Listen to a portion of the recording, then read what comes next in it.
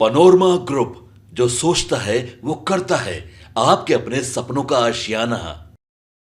नमस्कार, स्वागत है आपका सिटी पोस्ट लाइव में। मैं हूं मुस्कान। आज की सबसे बड़ी खबर बिहार के पॉलिटिक्स से 20 साल में पहली बार नीतीश कुमार ने छोड़ा अपना सबसे मजबूत किला गृह विभाग, और इसे अपने साथ ही अपने डिप्टी सीएम बीजेपी नेता सम्राट चौधरी को सौंप दिया। जी हां, बिहार की राजनीति में ऐसा उलटफेर शायद ही किसी ने सोचा था। 20 साल तक जिसने भी सत्ता में हाथ लगाया, गठबंधन हो, महागठबंधन हो, सीटें कम हो या ज्यादा हो, गृह विभाग मतलब सिर्फ और सिर्फ नीतीश। लेकिन इस बार तस्वीर बदल गई और यही सवाल बिहार के सियासी गलियारों में सबसे बड़ा बन गया। क्यों नीतीश ने छोड़ा अपना किला? क्योंकि राजनीति में किला सिर्फ कुर्सी नहीं होता, किला मतलब पावर का कंट्रोल। तो आइए सीधा मुद्दे पर चलते हैं, वजह जानिए एक एक करके। पहला कारण जो दिख रहा है कि एनडीए में नया ताकत संतुलन। 2025 चुनाव के बाद बिहार में सबसे बड़ी पार्टी अब बीजेपी है और 89 सीट लेके आई है। अब बीजेपी कह रही थी कि भैया अगर सरकार हम मिलकर चला रहे हैं तो रियल पावर शेयरिंग भी होनी चाहिए, और बिहार में रियल पावर मतलब गृह विभाग। तो नीतीश ने संकेत दिया, ठीक है जनादेश तुम्हारा बड़ा है, भरोसा हमारा बड़ा रहेगा। तो दूसरा कारण बता दें, गठबंधन को टिकाऊ बनाना। बीजेपी चाहती थी कि अगर सरकार लंबी चलेगी तो गृह विभाग हमारे पास चाहिए।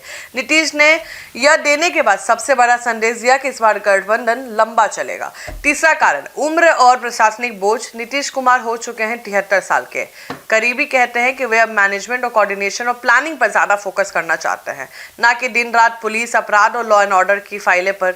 यानी ये फैसला सिर्फ राजनीति नहीं, ट्रांजिशनल प्लान भी हो सकता है। और चौथा कारण है बढ़ते अपराध पर बढ़ती आलोचना। देखिए, पिछले 2 साल में अपराध के मुद्दे पर विपक्ष, सहयोगी और सोशल मीडिया आपको भी पता है कि हमलावर रहे हैं, और नीतीश के कहीं ना कहीं नीतीश ने गेंद अब बीजेपी के पाले में डाल दिया है। जो वादे किए हैं जमीन पर दिखाइए। अब पांचवा कारण बता दें, बीजेपी पर केंद्र का प्रेशर। मिशन सीमांचल, मोदी शाह ने चुनाव में मुद्दे बनाए थे, घुसपैठ, अपराध, पुलिस सुधार। इसके लिए केंद्र नेतृत्व की साफ इच्छा थी कि गृह विभाग बीजेपी के पास जाना चाहिए। कौन कौन संभालेगा, क्या झटपट जानकारी बता दें आपको कि जेडीयू के पास गया है वित्त, वाणिज्य से कर, ऊर्जा, ग्रामीण विकास, सामाजिक कल्याण, माइनॉरिटी वेलफेयर, ग्रामीण कार्य और शिक्षा, यानी बजट और विकास जेडीयू के पास है। बीजेपी के पास है गृह विभाग के साथ स्वास्थ्य, विधि, नगर विकास, उद्योग, आईटी, खेल, पर्यटन, कृषि, यानी कानून व्यवस्था प्लस इंफ्रास्ट्रक्चर प्लस युवाओं का एजेंडा बीजेपी के पास।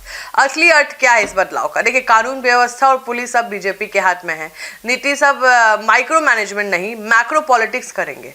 बीजेपी 2029 लोकसभा और 2030 बिहार मिशन के लिए रास्ता बना रही है, और बिहार की जनता अब इतना कह रही है कि चलो भैया लड़ाई झगड़ा छोड़ो, काम दिखाओ। तो आने वाले सालों में नतीजा साफ हो जाएगा। यह पावर शेयरिंग बिहार को स्थिरता देगी या पॉलिटिक्स का धुआंधार नया अध्याय शुरू करेगी।